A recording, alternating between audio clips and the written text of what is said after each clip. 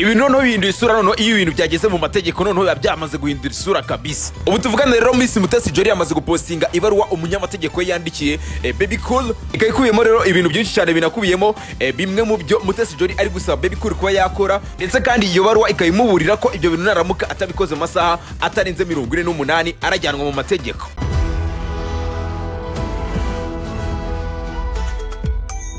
Ibikuye rero mw'iyi baruwa ni byinshi byahatari ku buryo umuntu agiye kubivuga byafata umwanya munini cyane, gusa ngiye kubabwira mu ncamake n'ubuse cyane. Ibaruwa rero umunyamategeko wa Mutesi Jolly yandikiye Baby Cool iravuga ko tariki 16 Kamena 2026 ubwo ni ku munsi w'ejo ahagana ku isaha y'isa 5, Baby Cool anyujije kuri X yatangaje amagambo ashinja Mutesi Jolly kugira uruhare mu bikorwa by'uburiganya cyangwa se ubuteka mutwe ngo bwakozwe mu mwaka wa 2025. Iyo baruwa kandi ikomeza igira iti amagambo watangaje ari misebanya rikomeye cyane kandi akabirimo ibinyoma mu buryo bugaragara. Bakomezaga kandi bagira ati mu magambo yatangajwe hahibandagamo gusebya Mutesi Jolly ndetse no kumuharabika, ngo noneho ibyo byose noneho bigakorwa nta bushishozi cyangwa se igenzura ry'ukuri uryabanje gukorwa. Muri iyi baruwa rero umunyamategeko wa Mutesi Jolly yandikiye Baby Cool yakomezaga agira ati ibyo bamushinje byari bigamije gutesha agaciro izina rye, kumukoza isoni imbere y'abaturage, kumutesha icyizere n'icyubahiro yari afite, bityo rero bikangiza bikomeye kandi ku buryo bugoye kuzakosorwa isura ndetse y'ubunyangamugayo yari afite. Mu rwego rwo gukuraho rero urujijo urwo ari rwo rwose, umukiriya wacu aratangaza ko nta na rimwe yigeze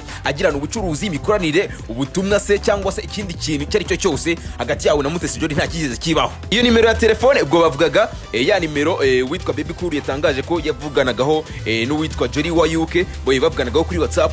Bakomeje bagira ati rero iyo nimero ya telefone nta sano ifitanye n'umwirondoro bwite wa Mutesi Jolly, bityo rero ibyo bamushinje byose ni ibihimbano, nta shingiro bifite kandi nta n'ikimenyetso na kimwe kigaragaza ko ari ibyanyabyo. Bakomeje kandi bagaragaza ko ngo tariki 4 mu kwezi kwa 10 mu mwaka wa 2024 bagaragaje ko iyo nimero iherwa na 342 akaba ari nayo iriya witwa Baby Cool yatangaje ko bacataga kuri iyo tariki rero yenye mu kwezi kwa 10 mu mwaka wa 2024, ngo witwa Daniel yashyize ku mbuga nkoranyambaga kuri X iyo nimero, arangije avuga ko ifitanye isano na Mutesi Jolly cyangwa se ari ye. Gusa icyo gihe ngo witwa Jolly yahise ku mbuga nkoranyambaga agaragaza ko iyo nimero atari ye, ndetse aburira abaturage ko iyo nimero atari ye ngitazabatuburira. Muri iyo baruwa rero bandikiye Baby Cool bakomezaga bagira ati ibikorwa urimo urakora harimo ibikorwa bigize icyaha, harimo nk'icyaha cyo gusebanya, harimo ibihanwa n'amategeko byo gukwirakwiza ibinyoma, noneho ibyo byose ukabikora ku bishake nta mpamvu yemewe n'amategeko ufite, ahubwo ibyo urimo urakora bikaba bigambiriye kwangiza izina rya Mutesi Jolly. Kubera iyo mpamvu rero urasabwa guhita uhagarika burundu gukomeza gutangaza cyangwa gukwirakwiza ayo magambo asebanya.